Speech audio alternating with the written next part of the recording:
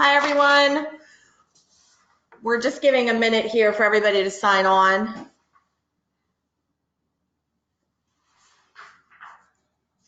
I think we're good. So we'll start. We still have people signing on, but that's okay. There will be a recording of this available on our website. So welcome to the NCPA CBD Source Powered by PRS webinar. My name is Linda Barnes, and I am the Director of Marketing and Strategic Alliances here at PRS. NCPA and PRS have partnered together to help community pharmacists become the community CBD experts we believe they should be. And this webinar is just one of the many learning opportunities that both NCPA and PRS have collaborated on to help start you on a journey to successfully understanding and selling CBD in your pharmacy.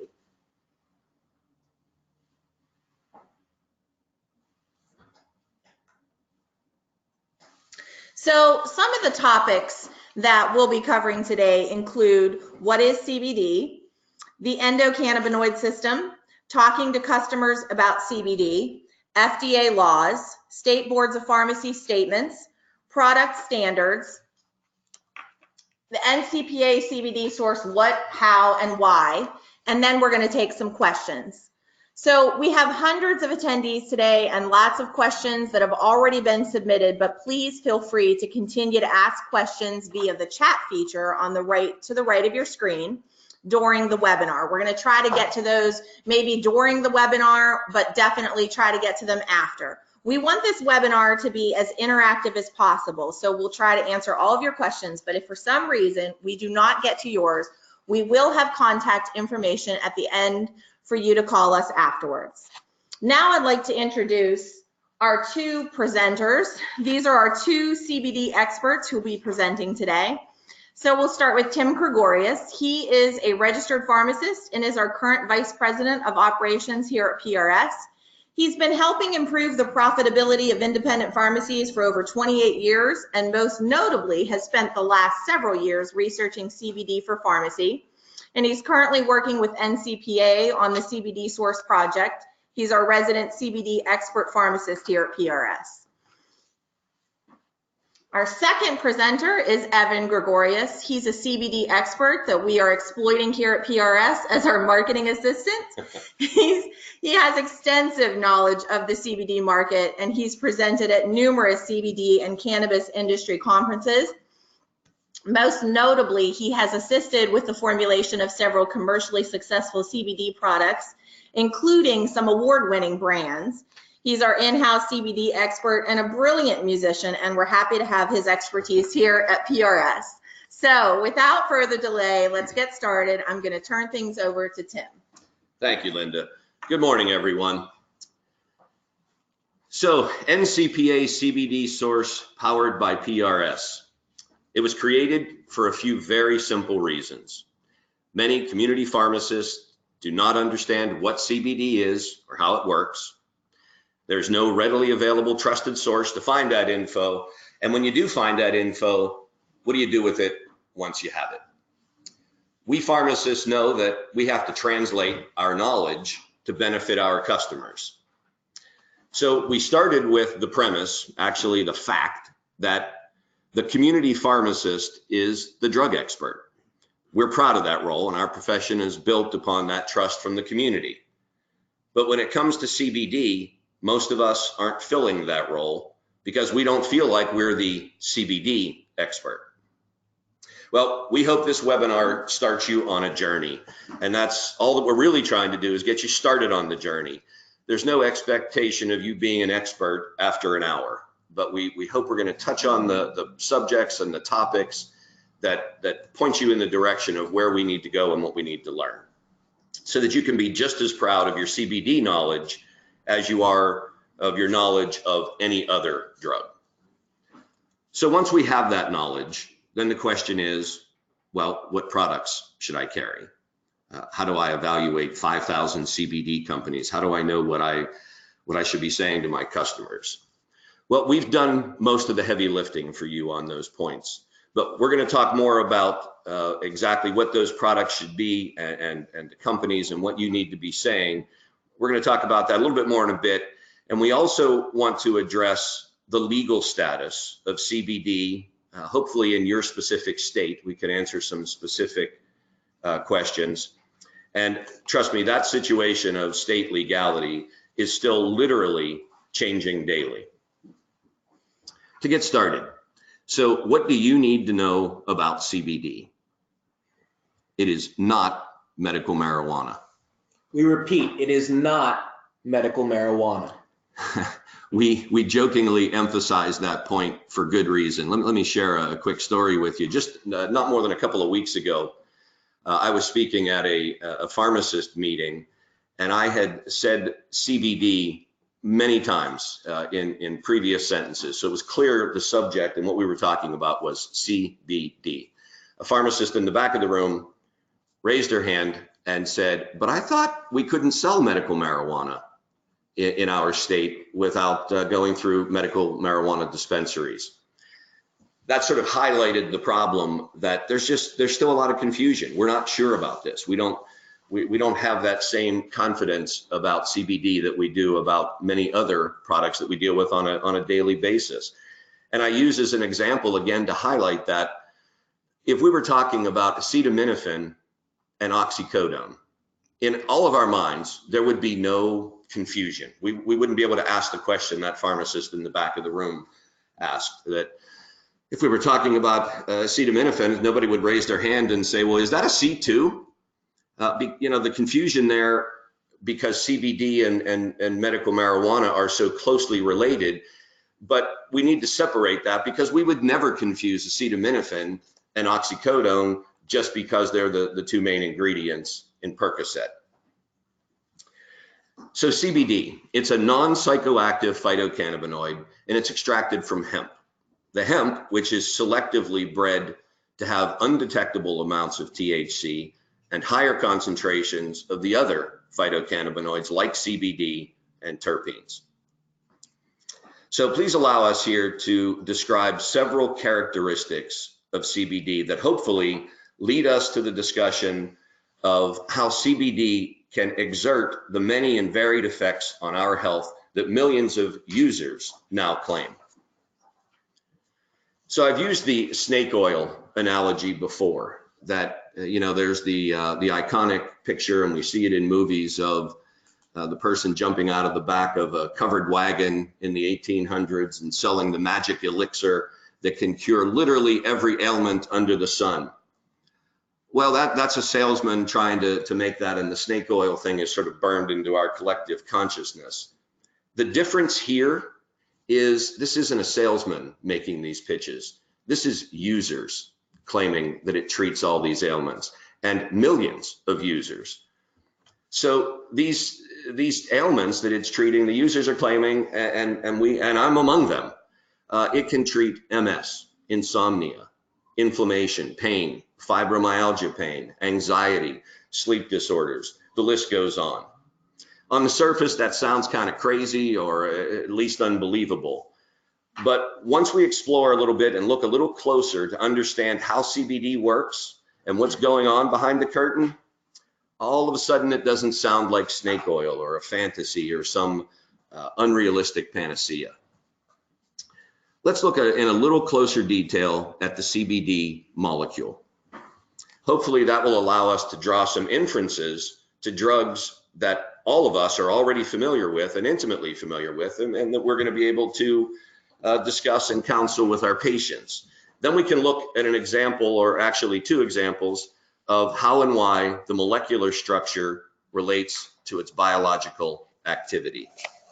First, let's compare CBD and THC. F? Thank you, and thank you, Linda, for the kind introduction. All right, so CBD, as you can see on the screen, has a very similar structure to THC, but it has a completely different biological activity, actually opposing activities. CBD is an antagonist of the cannabinoid receptors in our body, while THC is an agonist of them, and THC is the only phytocannabinoid that acts as an agonist at the CB1 and CB2 endocannabinoid receptors. Well, how is this possible? It's actually not that unusual. And two pervasive compounds is a good example that you probably don't think about too often, but which are present in all mammals, is estradiol and testosterone. They have the same structure, but completely opposing biological activities. Now, while CBD and THC have opposing biological activities, CBD actually has a lot of other activities in addition to just that. It acts as an adenosine receptor antagonist like caffeine. It inhibits the FAAH and COX-1 and 2 enzymes like NSAIDs. It acts as an agonist at the 5-HT1A serotonin receptor, which is similar to the net effect of antidepressants like SSRIs. And it's an agonist at TRPV1 receptors like capsaicin. So as you can see, CBD has many activities that are similar to drugs that you're all very familiar with and probably counsel your patients on a daily basis.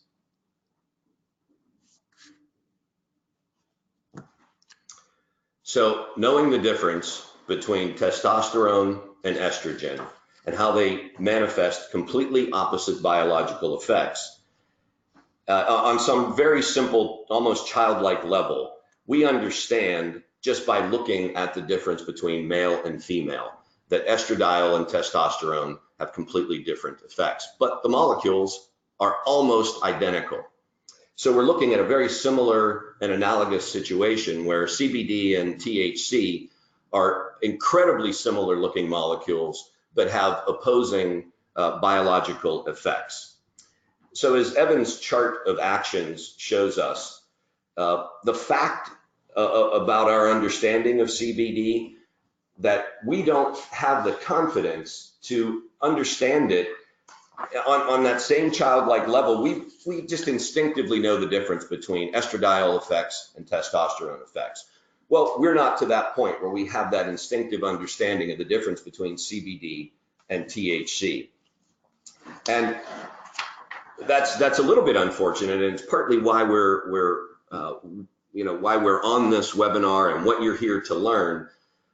CBD behaves and has biological action that's similar to SSRIs and NSAIDs, caffeine, the other things that Evan has listed there. So we're in a habit on a daily basis of counseling our patients on drugs that fall into these categories. But are you comfortable and confident talking to patients, friends, or family about CBD? Probably not. And if you're not, I would be willing to bet it's because you don't understand the endocannabinoid system and why CBD works. Well, why don't we understand the endocannabinoid system? Probably because it wasn't even discovered until the mid-1990s. One thing that investigating CBD over the last couple of years has taught me personally is that CBD is going to make no sense until you understand the endocannabinoid system. If you take nothing else away from this webinar today and this hour that you're graciously spending with us, and again, I thank you, but if you take nothing else away, please take this fact away. The endocannabinoid system is every bit as critical to a healthy, functioning human body as any other system. Cardiovascular system, endocrine, digestive, the renal system, immune system. In fact, research is showing that the ECS plays a role in regulating every single one of these other organ systems. So it becomes nearly impossible to overstate the prevalence and importance of the ECS. But imagine if I was trying to explain the mechanisms of, say, how the flu vaccine works. In order for that to make any sense, we would have to have an understanding of how the human immune system works. So what we're trying to do here today is give this general introduction about CBD and the endocannabinoid system, and we're going to be explaining the ECS. Well, again, imagine if you had never heard of how the immune system works, and we're going to try and explain how a flu vaccine offers any immunity. That would be kind of silly and pointless, right? Because in 5 or 10 minutes and one subject of several topics, in an hour-long webinar is not going to give you enough background and enough of a paradigm to understand how that could possibly work. But because that would be pointless and silly to try to do that, it would not necessarily diminish how important the immune system is. So how do you learn about the ECS? Well, it's going to take some work on our parts, just like we had to study and learn the other human organ systems. We have to do the same thing with the endocannabinoid system. It's complicated, but not so complicated that we can't understand it in general and have a working understanding of how the ECS works. We have tried, however, to make that easy for you by putting a lot of this information in one place, ncpacbdsource.com. In the meantime, let's get you started with some fundamentals that are critical to understand. And if you go down any particular rabbit hole in your journey to explore and understand the endocannabinoid system, you might start doing some research, and some particular facet of it grabs your attention. Fantastic, roll with that and learn. That's probably the best way to learn it. But what we've tried to do is put those starting points together for you on the cbdsource.com website. As you can see here, there's a couple of ideas to get you started and some concepts of how the ECS might be a little bit different than what you already perceive it to be. And the scope of the ECS is phenomenal. There are endocannabinoid receptors in the body that are more abundant in our bodies than every other type of receptor combined. That fact alone speaks to how important the ECS is. First, before we go any further down into any detail there, I would like to make you aware and ask you to be aware of two names, Dr. Ethan Russo and Dr. Ruth Ross. Dr. Russo is the godfather of endocannabinoid research. I invite you to Google him and his work. I have found it fascinating to just follow the lead on searching information about him. I found myself having to hold on for the ride. Dr. Ruth Ross, she was one of the very first CBD endocannabinoid researchers. She started in the late 1990s, and if you recall, I said it wasn't even discovered until the mid-1990s. Well, she has a TED Talk that I recommend as a wonderful primer on the ECS. It's about 17 minutes long, and it was recorded in February of this year. That is, as I said, just a great place to get started. So we're trying with, we hope we avoid some technical difficulty here to just show a brief clip of Dr. Ross. So let's do a little myth busting first of all around the endocannabinoid system. It exists throughout life. So we're actually born with an endocannabinoid system, and it's there before we're born. And for example, it's very important in brain development in things like something called synaptogenesis, which is the formation of synapses, and these are the little electrical connections in your brain that allow neurotransmitters to send information. It's also involved in what's called synaptic pruning, which is the other scenario where actually some synapses that might be superfluous or extra are actually pruned away. So these are two really important functions. The endocannabinoid system is there in people who've never even heard of cannabis. So if you've lived a life or in a community where cannabis isn't a thing, you still have a wonderful functional endocannabinoid system. And importantly, the endocannabinoid system helps us understand how cannabis works. But cannabis is not the reason why the endocannabinoid system exists. So how does it work? Let's have a look at the endocannabinoid system in a little more detail. So here's the endocannabinoids. There's two of these, and these are produced in your brain and in different tissues at specific times. This is the little chemical structure of one of them.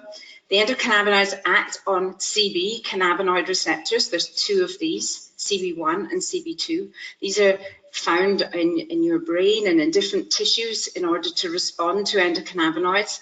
When the endocannabinoids bind to these, you get a response.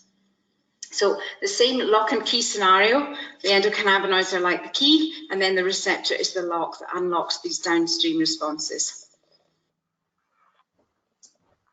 Again, I have found her fascinating and a very articulate person to listen to and begin to, again, start that journey of understanding the ECS. If you've seen any of our other presentations, this point might be old hat to you, but I believe this is such a striking example that I'm going to repeat it for the benefit of those who may be hearing it for the first time.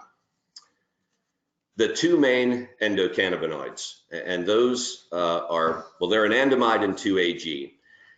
And these are created and they're created thousands of times a second in our bodies and in our systems.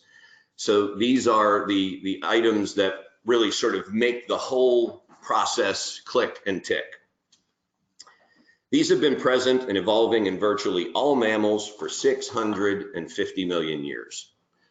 These two molecules are involved in regulating things such as appetite, inflammation, pain threshold, seizure threshold, sleep, memory, and dozens of other examples of homeostasis. And they achieve this by their action on cannabinoid receptors, which, as I said just a couple of moments ago, are more abundantly expressed than all other membrane receptors combined. They make up about 58% of all of them. Let's think about that for a second. So we know that roughly 80% of all drugs that we dispense on a regular basis, or at least products, work by interacting with some receptor or another, and 60% of all of the receptors are endocannabinoid receptors. Here's how pervasive this system is in pharmacy, and we didn't even understand this or know this until the last 20 years. Tylenol interacts and works via this 650 million year old system. This particular slide and these pictures of these chemical structures, they were an aha moment in my life. And I say that it might sound corny, but this was one of those moments where it wasn't just understanding something about pharmacy or chemistry. This seemed to just go so much deeper than that. You know, we know that Tylenol is dispensed, I believe the number is, was it 27 billion doses worldwide in 2009 alone. So one of the most ubiquitous and pervasive products that we know and have on the planet acts by mimicking these two endocannabinoids. I find that incredible. So this fact.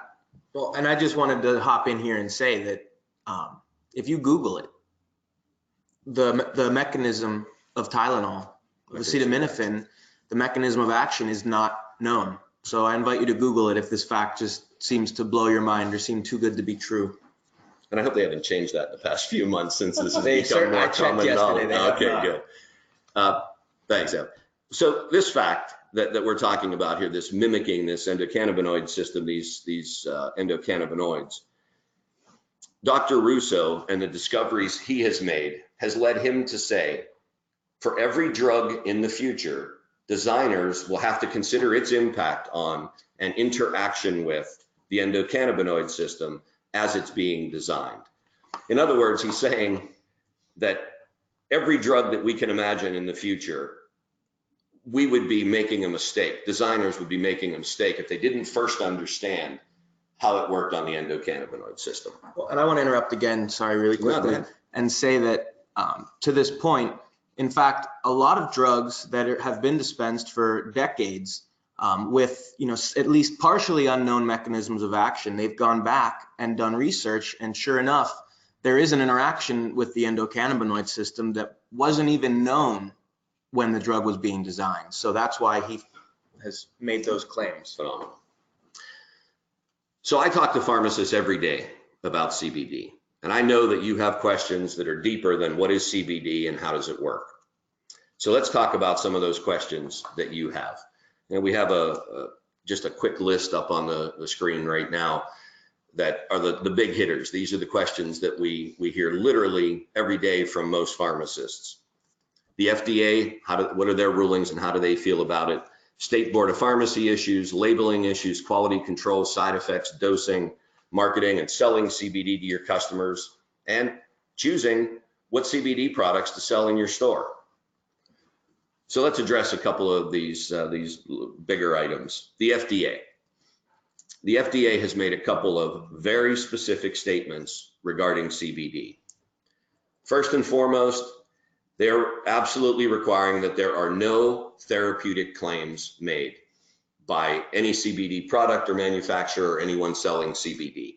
In any marketing on the website, no wording that there would be a specific therapeutic claim. In other words, do you have this ailment? Try this dose of CBD. They've drawn a hard and fast line there. They've also said very clearly it's not to be used as a food additive and that we can't call it a dietary supplement. And these are all pretty reasonable things. These are items that the FDA would say those things about until there was testing, until they had approved the drug. So a couple of words on this next item that was up there, and that is state-specific laws and State Board of Pharmacy specific statements in those states. Let me back up for a second and sort of draw the larger picture for you. As we know, and I'm sure you're all intimately aware, it's not unusual to have conflict between federal laws and state laws. So that has happened in a big way with CBD over the years. I mean, it's clearly happening with marijuana and medical marijuana, recreational marijuana.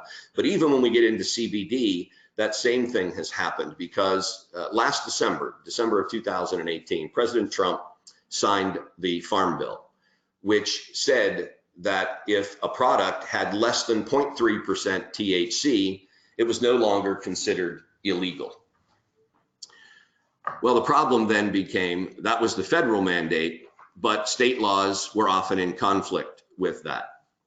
To make that even a little more puzzling for us and a little more confounding for pharmacists is oftentimes there is a conflict between the specific state laws and the State Board of Pharmacy statements and warnings.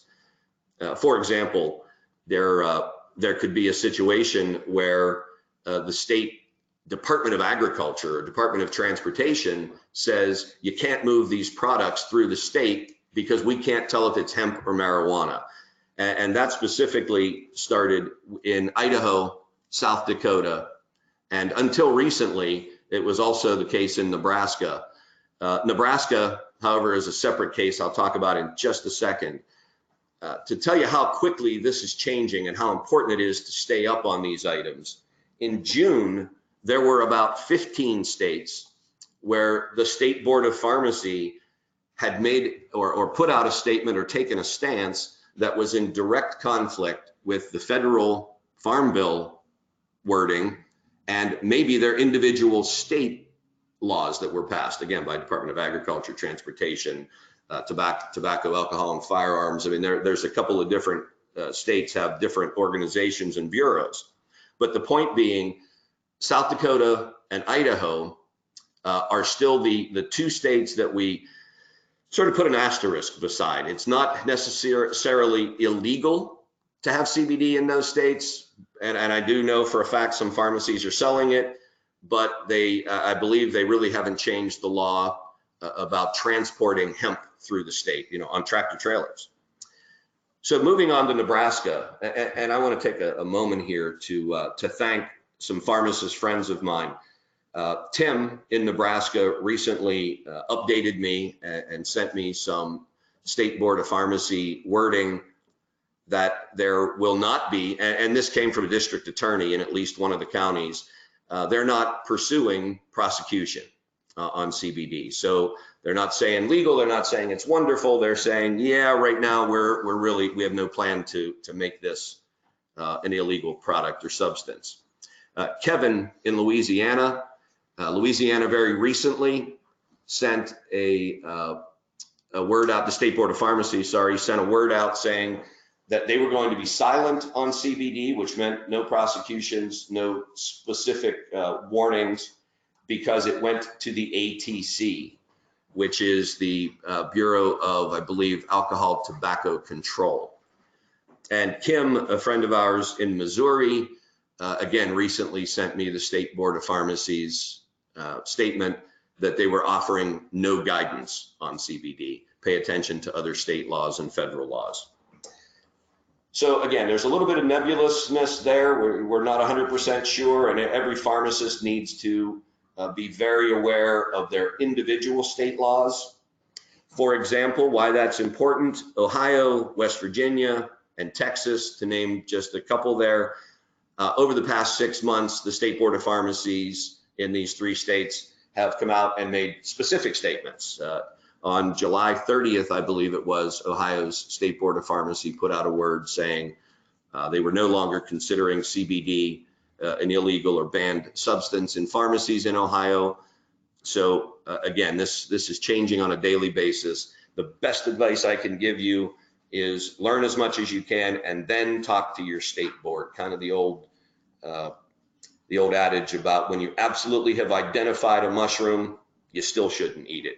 So when you absolutely have identified, still talk to your state board. There's 2 other states that are worth mentioning here. That's North Carolina and California. These are states where the State Board of Pharmacy, as far as at least at this moment and my understanding, and there are some other states, New York, Maryland, really the list it changes on a daily basis. But the State Board of Pharmacy has said, no, we really would prefer that you didn't have CBD on your shelves. So again, the main takeaway here, talk to your State Board of Pharmacy, be aware of your specific board's rulings. Moving on to the third most important category of questions that pharmacists are calling with and sending our way are the quality differences among CBD products. They're concerned about inconsistent labeling and lack of standards. And one of the things that is, it has been important for NCPA and PRS to get our hands around, and that is, what does a high quality CBD product look like? Evan? Sure. And I just wanted to go back on a point I made before, is that we're not suggesting that Google is some standard for scientific information, just that you can do some external exploration of the literature and into the actual mechanism of action of acetaminophen. So on to quality CBD products.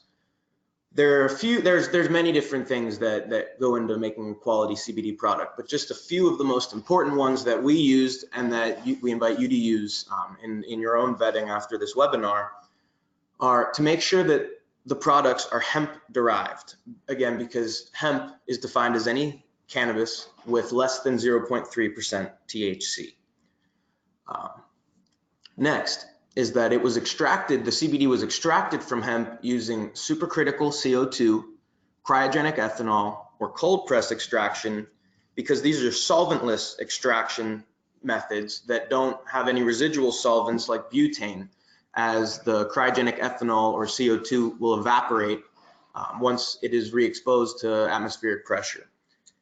There are a couple of patent pending ones out there. Yeah, and there are also additional things that are being researched. So these might change going into the future, and more might be added. But as of right now, these are the 3 most trustworthy forms of extraction.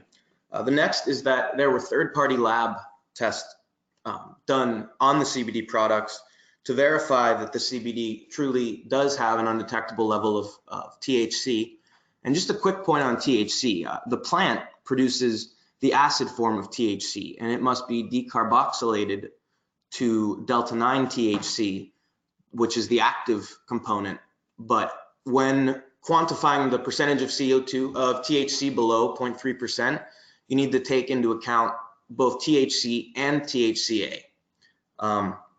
Next is that the product should be tested that it has no heavy metals and no pesticides, because this is a good way of verifying that the hemp, which the CBD was derived from, was truly high quality hemp. And that's because hemp actually absorbs chemicals from the soil in which it's planted, and certain farms have actually used the hemp plant to clean the soil, quote unquote. So as long as hemp was planted and grown in organic, good soil, there will be no heavy metals and no pesticides, and the product will test clean. The last thing that is really important, and certain states require it, is that a QR code linking to the certificates of analysis is readily available on the labeling and packaging of the product, as well as on any websites associated that sort of direct you to the certificate of analysis, verifying that the product is high quality and that it was sourced from high quality hemp that didn't have any adulterants in it.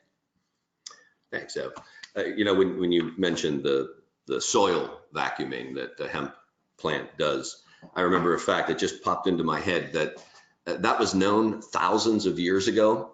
I think back in China, they knew to alternate the fields, and if they were growing a crop, the year they weren't growing the crop, they planted hemp because it vacuumed the impurities out of the soil. Phenomenal that was known. Sorry, I diverged there. So this situation that we have about the quality differences among products, the internet has allowed CBD to get out in front of the FDA and other governing bodies. So that's why we're having this discussion of what's a high quality product look like? Well, typically we are used to, as pharmacists, we are used to knowing this has FDA approval, so we don't have to do any of this vetting. We don't have to look at why, you know, how a product was sourced and so on. We know that if the FDA has approved it, we're good. Well, this situation that we're in the midst of now, and why I'm presuming a lot of you are on this webinar, is that's not where we are. We now have millions of people a month, literally millions of people a month, purchasing CBD online and in vape shops and beauty salons and convenience stores. That's never happened. If there was a new product, it came out from the FDA first, and then there was advertising and marketing, and that was how the product got into the consumer's hands. So now it's in the consumer's hands while the governing bodies in the country and pharmacy is trying to catch up. Well, it's not easy. I should say, it's not hard to see how we got to this confusing point where we are right now, that you might have Mrs. Jones, a fourth generation customer of your pharmacy, comes into your pharmacy, and you happen to be in a state where the state has said, let's not have CBD. The State Board of Pharmacy has said, don't have CBD on your shelf. So Mrs. Jones comes into your store asking for your advice and, you know, recommend a product and tell her what dose, and you have to politely tell her you don't have the product and you really aren't in a position to tell her that. So what happens? She goes down the street, she leaves your store, you aren't able to help her, and she goes into a convenience store or a vape shop. That person's not going to be able to tell her the dosing and what she should take. And how do we know, how does she know that they're purchasing a high quality product that Evan went over? Because there's all kinds of reports and surveys out there that there's less than reputable companies selling CBD, so there's no controls. That picture kind of makes me laugh. We put that in. Linda, can we move away from that quick? but the convenience store woman, you know, a nice lady, but Mrs. Jones isn't able to ask her any questions that you know, it's just so frustrating. Here's the good news. You're educating yourself. We have put together this educational website that pharmacists can come to, because we can't afford to have Mrs. Jones walking down the street and buying her CBD in a convenience store. So as I said in my opening words, we created the NCPA CBD source specifically for you, the community pharmacist, because we believe strongly and we believe deeply that CBD belongs in pharmacy. It belongs in a pharmacy. We can't have her going down the street and getting this. And personally, I believe that the path we're on is what's going to happen soon, is that CBD is only going to be available through certain and specific channels, maybe something akin to Sudafed today. I'm not suggesting it's going to be prescription only, but we're going to have to get our arms around it. The FDA knows it's a problem. They're going to have to, you know, stop the internet sales of disreputable products, and whether or not people may be being harmed by purchasing in convenience stores. So there's a couple of reasons that we feel that way, and that I personally feel CBD belongs in a pharmacy. It's that the FDA has stated that it's a drug with side effects and interactions. Tim, can you guys hear us now? Does that say yeah? Yep, I think we're back. Well, all right, not sure what happened there. Sorry, folks. Sorry, guys, we just had a little glitch in our system. So, So you didn't interestingly, hear, yeah. Linda was interrupting me when we lost the sound. I'll try not to interrupt again. I don't know how much you guys heard. I just asked Tim about interactions with warfarin and CBD, and that there may have to be a dosage adjustment. So he was just getting to that. Yeah, thanks, Linda. I'm glad you brought that up, because I did forget to mention when talking about Mrs. Jones going down to the convenience store, one of the drug interactions that's well documented is between CBD and warfarin. CBD is metabolized by the same CYP450 enzymes, most specifically CYP3A4, that warfarin is also metabolized by. So in the presence of CBD, the CYP3A4 having a higher affinity for metabolizing CBD allows higher blood concentrations of warfarin. We all know what that means and how dangerous that can be. The convenience store clerk is not going to know that. So even if it never becomes a regulated legend drug, outside of its designation already as such as Epidiolex, people are still going to need to be advised on how to use it, when to use it, and they will always have questions. The research is exploding, and we're waiting for that verified evidence to come along, right? That what we all hope is true is indeed confirmed, and that is that CBD is a wonderful and powerful drug, but it has some downsides, but those downsides would be manageable. Well, when and if that happens, where does that drug belong? Obviously, in a pharmacy, right? Well, how do we prepare for that? PRS and NCPA believe that in preparing for that day, that we have attempted to put together as much information as possible, and we're just starting on the process. We're going to continue to gather information and make it available in one place where you can learn, get marketing materials, and purchase CBD for your pharmacy. NCPA and PRS is creating marketing kits that you can customize for your pharmacy, not just electronic sources, but we're also putting together physical kits in a box with things such as bag stuffers, acrylic display cases, public service announcement, press releases, scripts for speaking to your physicians, and that's not prescriptions, I mean a written script on how to talk to the physicians and your customers, training for your staff, private customized labels, and more. So stay tuned for the development of the marketing. Let's talk about the products that are available on NCPA CBD Source and how and why they were chosen. So Evan already talked about what a high quality product looks like and what that means. Well, we were faced with the same problems you are when you're considering CBD. How do we decide which companies, which manufacturers, and which products that we should make available to be sold in pharmacies? Well, NCPA and PRS put together a list of many conditions, and I'm going to list here just a few of these conditions that we required, and I say conditions, they were almost standards that we required that interested manufacturers stack themselves up against. We started out with dozens of manufacturers, took that down to more than a handful and eventually a handful by requiring that, one, they were pharmacist owned or operated. And some of them were actually physician owned.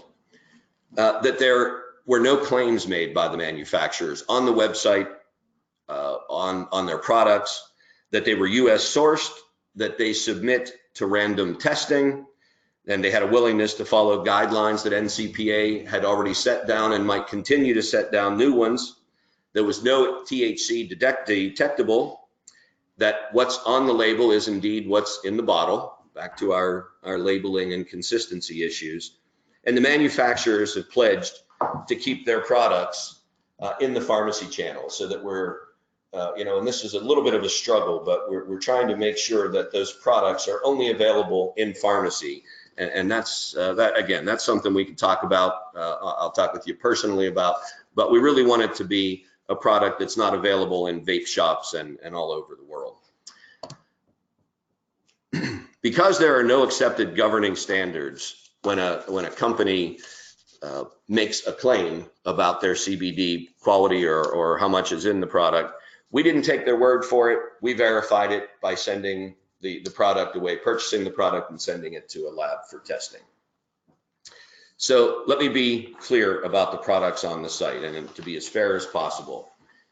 We are not saying these are the best products, period. We looked at every product on the planet and these are the only 3 you should buy. That's not what we're saying. That would be somehow saying there are other products that are somehow less than. So what we are actually saying is that we vetted these companies, we looked at these companies, and you can be confident that these companies meet those standards that we talked about. And there's a few other conditions that I'll be happy to share with you in a separate call. How would you be able to do this? How would you be able to vet the companies and evaluate CBD products? We have an expert in-house, and it was still a daunting task. For someone who's busy and filling hundreds of prescriptions a day, maybe, how could you expect yourself to properly vet CBD companies? That's a primary reason that NCPA CBD Source was born, among other reasons, but please understand that we've done some of that work for you. That's it for the presentation. We have a lot of questions that we're going to try and answer here quickly. And again, what we don't get to, I will be happy to field phone calls and emails as we go forward. But Linda, what do we got? So I just so everybody's aware, Tim's information is up on the screen. He takes calls daily. So if we don't get to your question, we have hundreds of questions, but if we don't get to your question, please feel free to reach out to him via phone or email. He loves to hear from you. If you want help training your staff, anything, just give him a call. So his information is up there now. Okay, so one of the questions that we have submitted here, this was Derek. So he says, other than opioids and warfarin, are there any other drugs that CBD has a negative response to? Yes, there surely are. A couple of them, most notably, well, the first one that comes to mind is valproic acid.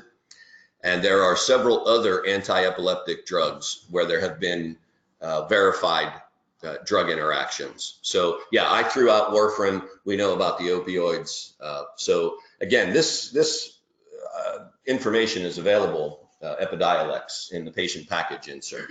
Okay, I'm jumping around here. So this person, Donald, he specifically, I think, is asking about Arkansas. State Pharmacy Board says the DEA states that you should sell it at your own risk. I don't want to mess with the DEA, he says. So. Well, I don't blame you not wanting to mess with the DEA. But I will say that the DEA really doesn't come into play here. It's divorced from CBD unless there's THC in the product.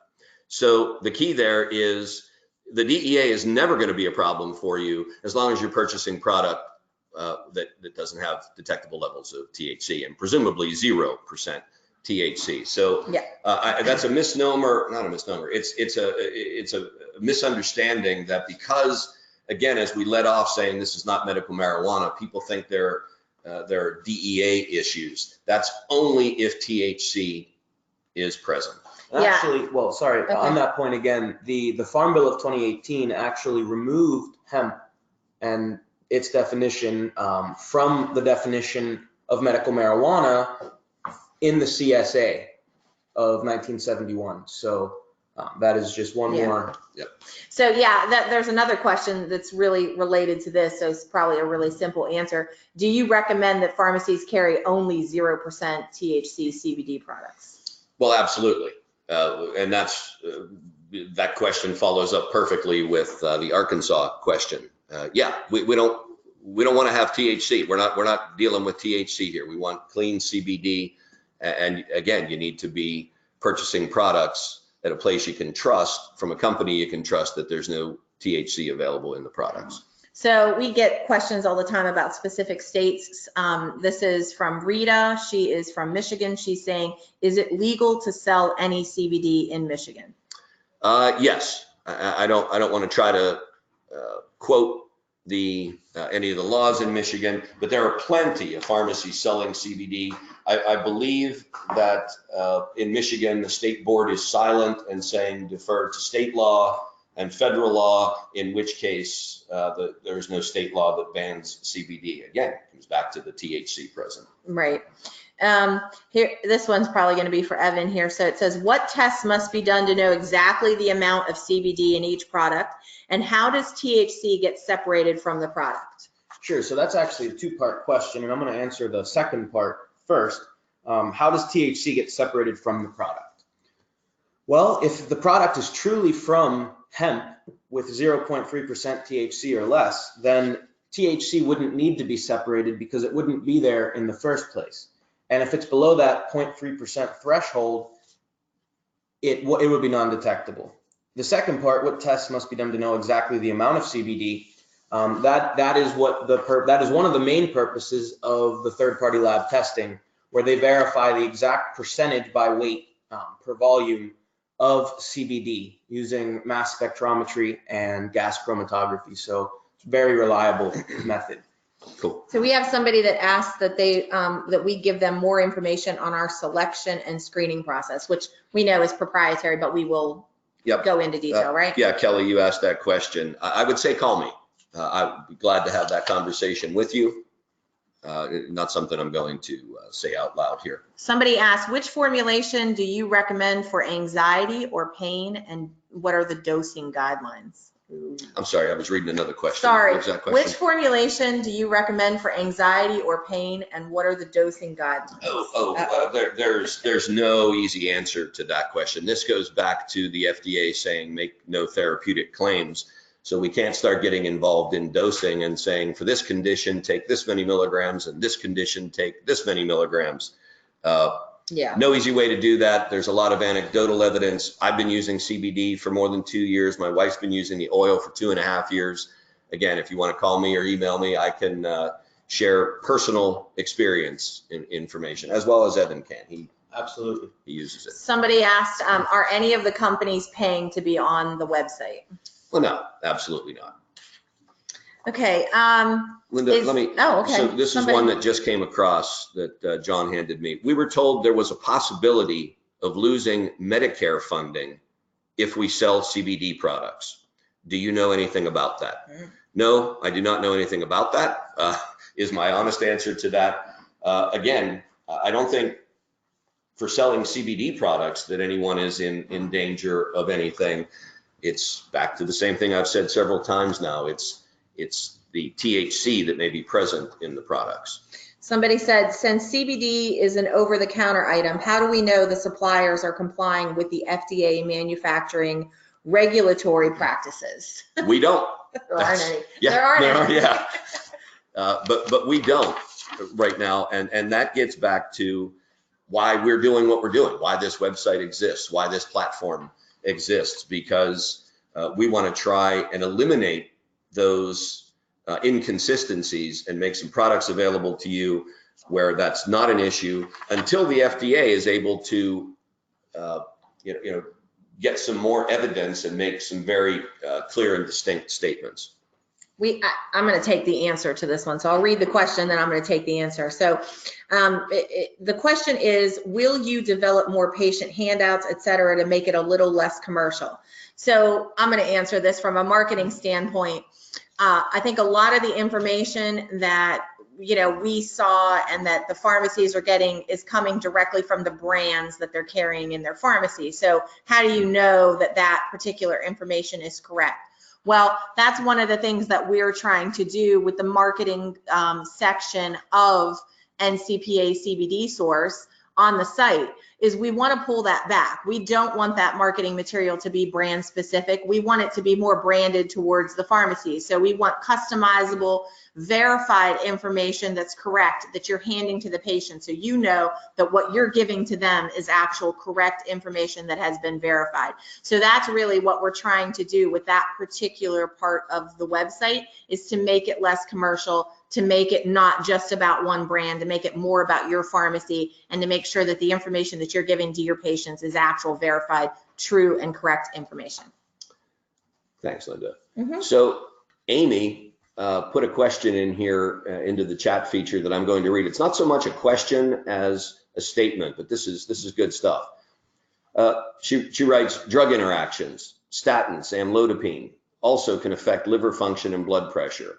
So I recommend my patients make their provider aware of their CBD use and to specifically ask for liver function test blood work at their regular appointments and to keep an eye on blood pressure at home.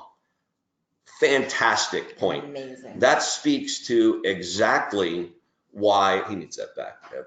That speaks to why we make such a strong point. CBD belongs in a pharmacy for that exact reason. It goes back to my silly little story about Mrs. Jones walking down the street because we couldn't help her, and she's purchasing CBD at the convenience store or the beauty salon, because absolutely there's no chance then of anyone catching liver function and blood pressure and so on if that's where she's purchasing the product. This needs to be a product people are purchasing from their pharmacy, and that the pharmacist is involved in their healthcare. We believe in that so strongly. Thanks, Amy. So we've had a couple questions here about efficacy. So people are asking, is there evidence of the effectiveness? You know what? Sorry, guys, a little choppy here. We're reading two things. Which question was that, Linda? So somebody is asking, is there evidence of effectiveness? Oh, well, we're all waiting. We have a couple of those, actually. There were a couple. Yeah, we're all waiting for that evidence. And it's a yes and no answer to that question. There's tons of research, but it hasn't been blessed by the FDA. And not all CBD is created equal. So we're waiting for that. I know we're running out of time here, but another question came in from Brittany. Hello, I'm a pharmacist working in a medical marijuana dispensary. We were taught that CBD does not directly bind to CB1 or CB2 receptors, but instead has indirect effects on THC and the ECS. However, we listed CBD as a receptor antagonist. Can you elaborate on this? Well, as we discussed, CBD has many different mechanisms of action that have been shown in the literature. And while CBD doesn't bind, it binds to a different site on the receptors than THC, and it acts as a negative allosteric modulator of those receptors, similar to how benzodiazepines act as a positive allosteric modulator to GABA receptors. So it doesn't bind to the same spot on the receptor as THC, but it does bind to the same to those receptors, just in a different binding site. Hope that clarifies. And you know what? You can give us a call, please, and we'll have a further discussion on that with you. Somebody asked spectrum. one. Okay, so okay. yeah, there's another question here that I'll field. Broad spectrum versus full spectrum. Shelby asked, what would be the response to a patient asking which would be recommended? Well, this is a perfect example of how the industry got ahead of medical experts and scientific experts. So many people make claims of full spectrum, but that is a misnomer across the board. Full spectrum would imply that the spectrum applies to the spectrum of cannabinoids present in the plant. Full spectrum would imply that all of the cannabinoids are present, but THC is not present in any of the CBD products that people should be taking. So we use the term broad spectrum to refer to anything that has more than just CBD. So if it has a broad spectrum hemp extract, it probably also has terpenes, which also act as allosteric modulators, and other cannabinoids, which do the same with milder effects. Ed, let me interrupt you and get one more question in here as we're absolutely running out of time. Anne says, I'm confused. Are you saying that less than 0.3% THC is considered undetectable? Or are the products you recommend 0%? Yes, we recommend 0%. There's a legal definition of the 0.3%. So when someone says non-detectable, that obviously comes down to the sensitivity involved in the assay. But typically when we say non-detectable, we do mean it's 0%, but by legal definition, it is absolutely below the legal limit of 0.3%. I do believe we're out of time. Yeah, I think we're out of time. We had a couple questions about the best place to purchase CBD based on purity and price. Somebody's asking about differences between the products on our site. Do we want to answer that real quick? Well, I do want to say there's a question here also about the entourage effect. Is that a thing, and is it a good or bad thing? It's a good thing. Whoever asked that question, that's Ann again. Give me a call. I'm sorry, Linda, Somebody I was said reading. best place to purchase CBD based on purity and price, Well, etc. ncpacbdsource.com. And then somebody's asking, are there any distinctions between the different products offerings on the site, on NCPA CBD Source? Any distinction between the 3 brands that we have available on that site? There are distinctions, and the distinctions are not CBD specific, but the product offerings, you can get everything that your customers are likely going to need. Ask me that question again, and I'll address that question on the 2 o'clock for anybody that happens to be coming And back. if anyone's still listening, Ann asked, the entourage effect, is it a thing? You mentioned, is it a good thing or a bad thing? It's a good thing. The entourage effect is basically the synergy that occurs between the different cannabinoids and terpenes. So as we said, CBD is an allosteric modulator, negatively modulates the cannabinoid receptors. It'll reduce the effect that THC will have. So 10 milligrams of THC will produce X effect. If CBD is present, it'll produce less than X effect. So that is a basic description, but again, give us a call and we'll be happy to discuss this in depth. As you see, we could sit here and talk about this all day, but we do need to shut this down. Everyone, thank you for being here. Appreciate the questions. These are thoughtful questions coming across too. I do appreciate that. And remember, we'll have the recording on the website, so check back for that. And also, Tim's information is up there. Feel free to call him. Thank you.